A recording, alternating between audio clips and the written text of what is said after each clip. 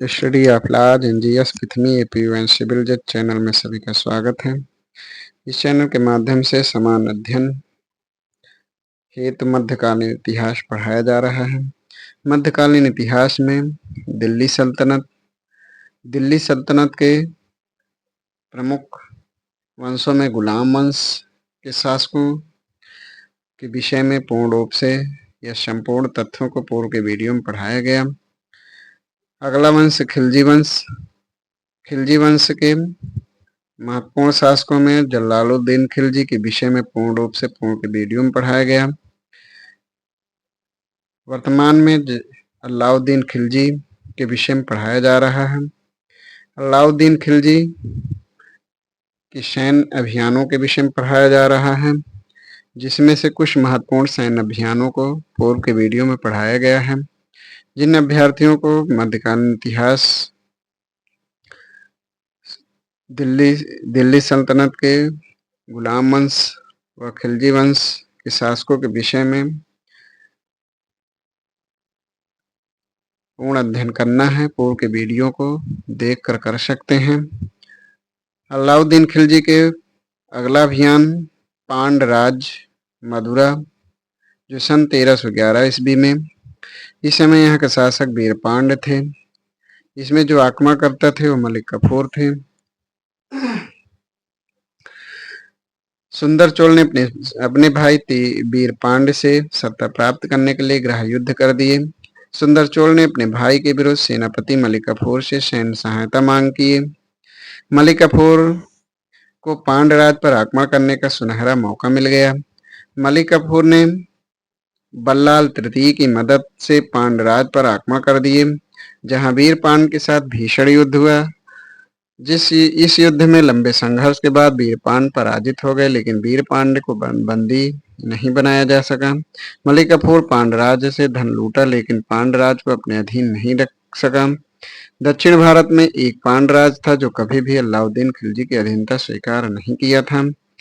इनके अगले सैन्य अभियान में देवगिरी, जो सन 1312 से 1313 ईस्वी में हुआ। इस समय यहाँ के शासक शंकरदेव थे। आक्रमणकर्ता मलिक कफूर थे। रामचंद्र देव की मृत्यु के बाद शंकरदेव देवगिरी के राजा बने थे। इन्होंने अलाउद्दीन खिलजी की अधीनता मानने से इनकार कर दिए, स्वतंत्र शासक के रूप में शासन करने लगे और अपने नाम से सिक्के भी चलवाए। 1312 से 1313 ईस्वी के दौरान मलिक कफूर ने देवगिरी को दिल्ली सल्तनत के अधीन करने के लिए आक्रमण कर दिए। शंकरदेव वीरतापूर्वक युद्ध करते हुए मारे गए। देवगिरी को दिल्ली सल्तनत में विलय कर लिया गया। अलाउद्दीन खिलजी के समय जो विद्रोह थे वो अरकली खां का विद्रोह, जो 1296 से 97 ईस्वी में था। हाजी मौला का विद्रोह, जो 1301 ईस्वी में। मंगोलों का विद्रोह 6 बार हुआ।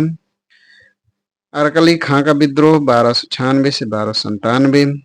यह मुल्तान के सूबेदार था, यानी मुल्तान के सूबेदार अरकली खां जलालुद्दीन फिरोज खिलजी के पुत्र थे। इन्होंने दिल्ली सल्तनत पर अधिकार करने की दृष्टि से अपनी सेना तैयार कर लिए। इसकी सूचना सुल्तान को मिल गई, अतः जफर खां तथा नुसरत खां सेना लेकर मुल्तान पहुंच गए। युद्ध के दौरान अरकली खां सहित परिवार के सभी लोगों की हत्या कर दी गई। हाजी मौला का विद्रोह, यह 1301 ईस्वी में। हाजी मौला दिल्ली के पूर्व कोतवाल फखरुद्दीन के सेवक थे। हाजी मौला दिल्ली का कोतवाल बनना चाहते थे, लेकिन अलाउद्दीन खिलजी ने इन्हें नहीं बनाया। इससे असंतुष्ट होकर हाजी मौला विद्रोह कर दिए। उस समय अलाउद्दीन खिलजी रणथंभौर युद्ध में व्यस्त थे। हाजी मौला इल्तुतमिश के छोटे पुत्र शहंशाह को सुल्तान बनाने का प्रयास किए, लेकिन सफल नहीं हो पाए। दिल्ली के राज दरबार के अधिकारियों द्वारा हाजी मौला की हत्या कर दी गई। मंगोलों का विद्रोह, अलाउद्दीन खिलजी के समय 6 बार मंगोलों का आक्रमण हुआ, जो इस प्रकार है: 1297, 98, फिर 1299, फिर पुनः 1299, 1303, 1305, 1306। अलाउद्दीन खिलजी की सेना में मंगोल भी भर्ती थे। गुजरात आक्रमण के दौरान युद्ध में लूटे हुए भाग का 1/5 हिस्सा सैनिकों को मिला, जबकि सुल्तान अपने पास 4/5 भाग रख लिए। मंगोल सैनिक लूटे हुए भाग में 4/5 हिस्सा मांग रहे थे। अलाउद्दीन खिलजी ने मंगोल सैनिकों की मांग को अस्वीकार कर दिए, जिसके प्रतिशोध में मंगोल सैनिकों ने अलाउद्दीन खिलजी के भतीजे तथा सेनापति नुसरत खां के भाई की हत्या कर दिए तथा सुल्तान के आदेश पर मंगोल सैनिकों की निर्मम हत्या कर दी गई। इसलिए मंगोलों का बार बार विद्रोह हुआ। 1299 ईस्वी में मंगोलों का तीसरी बार आक्रमण हुआ था। उसी दौरान अलाउद्दीन खिलजी के योग्य सेनापति जफर खां की मृत्यु हो गई। अलाउद्दीन खिलजी द्वारा किए गए महत्वपूर्ण कार्य। अलाउद्दीन खिलजी ने 1303 ईस्वी में हजारों स्तंभ वाला महल यानी हजार सितून दिल्ली में बनवाए। 1304 ईस्वी में अलाउद्दीन खिलजी ने दिल्ली को मंगोलों से सुरक्षित रखने के लिए द्वितीय राजधानी सीरी बनाए थे। अलाउद्दीन खिलजी ने 1311 ईस्वी में अलाई दरवाजा यानी अलाई दुर्ग का निर्माण दिल्ली में करवाए थे। अलाउद्दीन खिलजी ने दिल्ली में जमैयत खां का मस्जिद बनवाए। अलाउद्दीन खिलजी ने हौज इबास नामक तालाब की स्थापना दिल्ली में करवाए थे। इनके द्वारा रक्त और तलवार की नीति अपने साम्राज्य में लागू किए थे। ये सैनिकों को नगद वेतन, सैनिकों के हुलिया लिखना और घोड़े दागने की प्रथा लागू किए थे। इन्होंने दिल्ली में शराब पीना, जुआ खेलना एवं भांग की खेती करने पर प्रतिबंध लगाए थे। अलाउद्दीन खिलजी ने सार्वजनिक समारोह तथा प्रांतीय सूबेदारों के बीच वैवाहिक संबंध पर प्रतिबंध लगाए थे। अलाउद्दीन खिलजी द्वारा भू राजस्व की दर 50% निर्धारित किया गया था। इन्होंने भूमि की माप करवाई। इन्होंने भूमि मापने का पैमाना बिस्वा बनाए थे।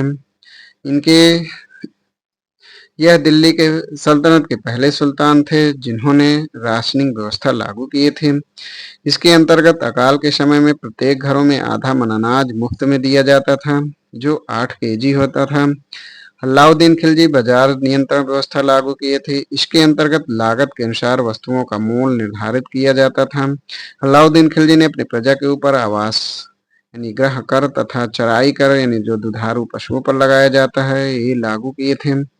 अन्य करों में खुम्स जो युद्ध में लूटे हुए भाग पर लगाया जाता था, खराज उपजाऊ भूमि पर लगने वाला कर था, जजिया गैर मुसलमानों के ऊपर लगने वाला कर था, जक़ात यह कर सिर्फ मुसलमानों से लिया जाता था जो संपत्ति का 40वां भाग यानी 2.1/2% वार्षिक होता था। अलाउद्दीन खिलजी के राज दरबार में प्रसिद्ध विद्वान अमीर खुसरो तथा अमीर हसन देहलवी रहते थे। अलाउद्दीन खिलजी ने खुम्स में 4/5 भाग अपने पास रखते थे, जबकि सैनिकों को 1/5 भाग देते थे। अलाउद्दीन खिलजी दिल्ली सल्तनत का अनपढ़ सुल्तान था। 1316 ईस्वी में उदर रोग के कारण अलाउद्दीन खिलजी की मृत्यु दिल्ली में हो गई। आज इतना ही। शेष इनके विषय में अगले वीडियो में पढ़ाया जाएगा। धन्यवाद।